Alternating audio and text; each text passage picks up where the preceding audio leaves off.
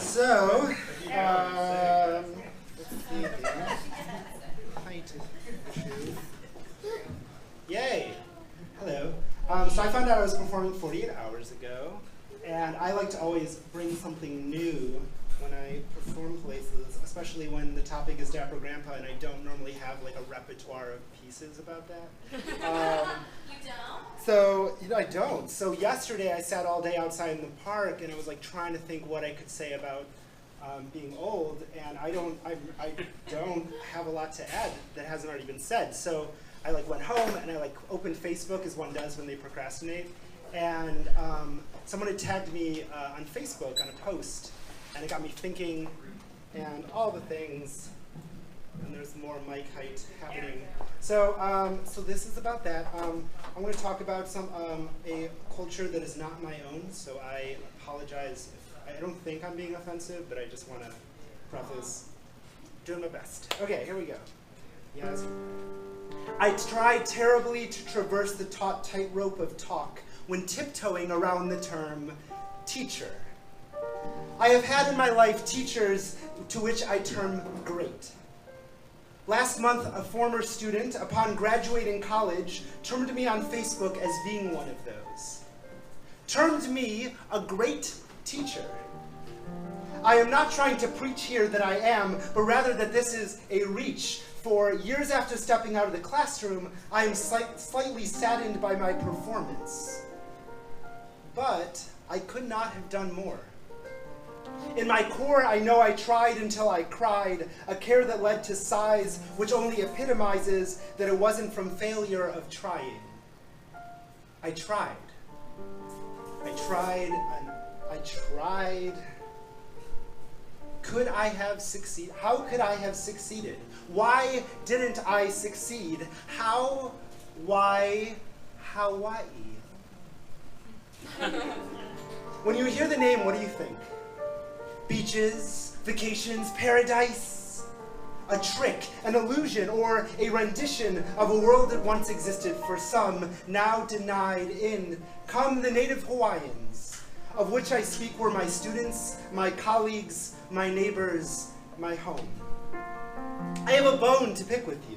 How many in this room know names like Sitting Bull, Pocahontas, Squanto, but can tell me nothing of the great King Kamehameha I who united the islands, or King Kamehameha III who opened them up to trade, ultimately leading to their downfall?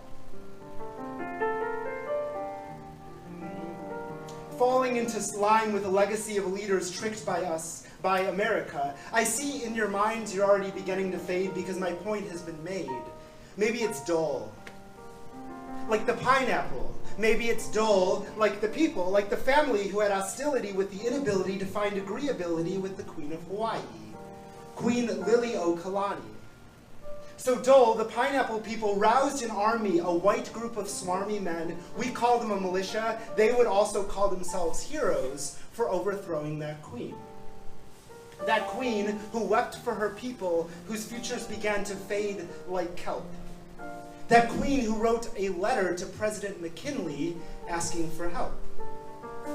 I wanted to help because while I didn't know any of this on my first day of teaching, I could see the homeless encampments next door to the school. Students without food to fuel their minds.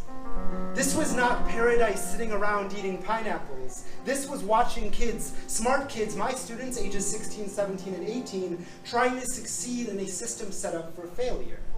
At its core, a product of what had happened years before. Unlike the failure of America, who did arrive on the shores of Oahu, like some yahoos out of a western, they drove that militia out, and they stayed. And they stayed. And they said, this is ours now. So before the queen could say, thank you, she once more had her back to the wall. And there was no one else to ask for help. So America sold the land to Dole. And those businessmen got full by selling pineapples and sugarcane. The pained fate of the Hawaiian people was one of incertitude, as they watched the people around them get sold into indentured servitude. Plantations with nearly free laborers 30 years after the end of the Civil War. an ugly truth at the core of my students' lives. But there's a missing piece. How did the farm workers become no workers? What is the framework for the farm workers to have to rework their lives? Here's the twist. It's us. We saw advertisements for paradise, and we couldn't resist. Tourism went up, land prices went up, the value of sugarcane versus the value of land went down. They stole the crown, raped the land, and left it when it wasn't profitable, and for Hawaiians, there was no work comparable. Unjustifiable, but history forgets this tale. It pales in comparison to the ads for paradise. I looked at my students and wondered, what are the options when their entire world is 30 miles across and 44 miles tall? Is that all? I would wonder when told that out of every 100 students that started high school, only 8 would graduate college within 6 years of starting. Not a lot of room for praise. To rephrase, only 8% of my students would graduate college, statistically. This knowledge would weigh heavy on me every day of school, still does, because to be an informed citizen, you have to know about the Hawaiian sovereignty movement, protesters hoping to reclaim their land. I told a Hawaiian once that I was surprised I had never heard of this. Silence.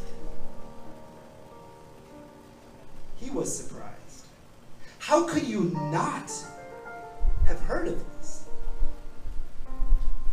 I don't know how my students are going to age. When returning to the islands, I came across one working at Walmart, shopping cart in hand. Another one had just failed out of nursing school. But perhaps this is not a rule. Perhaps they will age with style, like a dapper grandpa. Yeah. When my student tagged me on Facebook, it caused me to stop and reflect. It is circumspect to call me a great teacher. Can you hear I've written a poem to redirect? Because what I really want to do is object and say that it is not me that succeeded. No.